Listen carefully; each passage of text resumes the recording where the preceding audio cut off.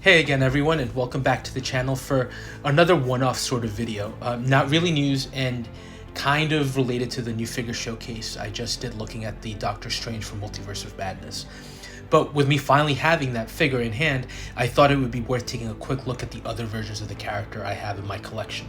And just look at some of the differences and also look at the evolution of the character both in the MCU and as far as Hot Toys from a production point of view.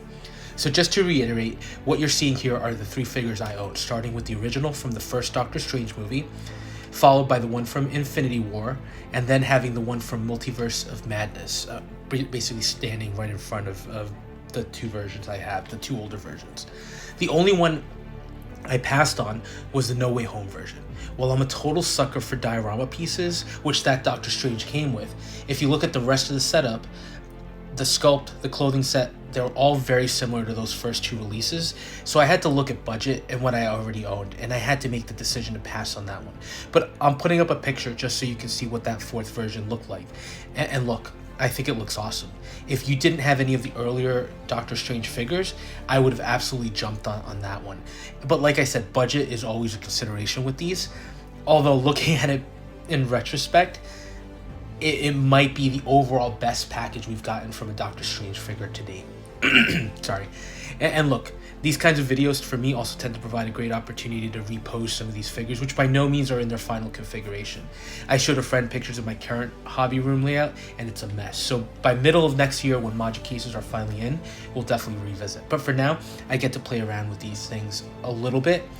So that's a selfish reason for me to do these videos. But overall, looking at the three figures together, they really do look amazing. And I think, again, for me, the one thing that's nice to notice is how well the older releases hold up. What you're seeing here isn't a huge change in quality, which is great when you consider that the original Doctor Strange was released back in 2016. So still looks great for a 7-year-old figure. And then Infinity War followed up with the figure releasing around 2018. So still a 5-year-old figure, but again, I think it holds up remarkably well. But let's take a look at the sculpts first, and we'll start with the original Doctor Strange figure. And looking at it, I think the likeness is still 100% there. Maybe the eyes are a little off, but I think it actually looks amazing, and there is some personality there too. He looks focused on, or even driven with that furrowed brow look. Hairstyle is also nice, still having the slightly disheveled hair, but overall, again, from a paint app and detail point of view, still an awesome looking piece.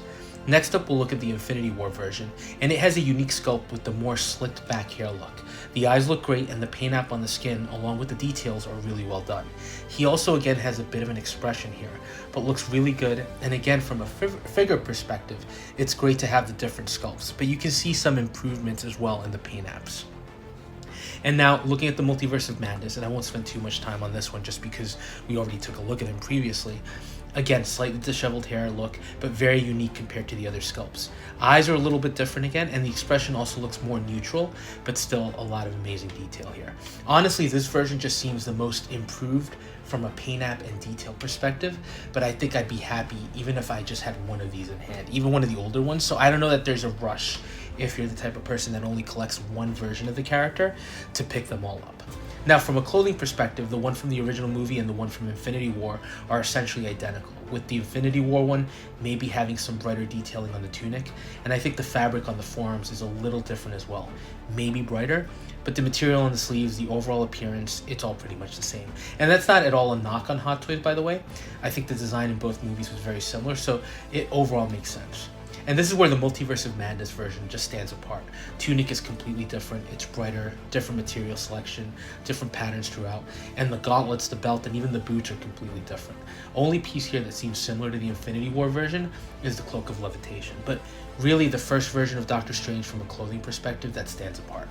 Now, from an accessory perspective, you can see some similarities and some differences. For example, they all have the same or very similar Mandela effects, while the Infinity War and original also include the Time Stone effects, but they also all have unique elements.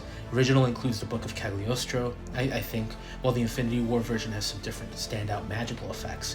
The projection with the enlarged rings, the strands that shoot out of his hands, and the sword.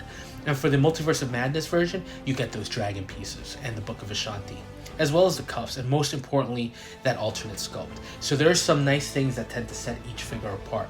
Do you need all three? Of course not. Like I said, I would be happy with either version, but I like having the different versions of the characters. So for me, it's great to see the evolution of the character in hand, And also, I think these figures let us see kind of how things changed from movie to movie, so it's kind of a nice perspective on that.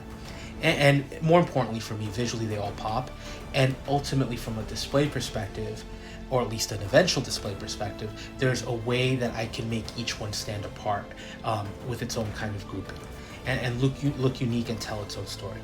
But again, just wanted to give you a quick chance to look at the showcase and point out some of the differences between the figures and kind of let you see the versions together to compare.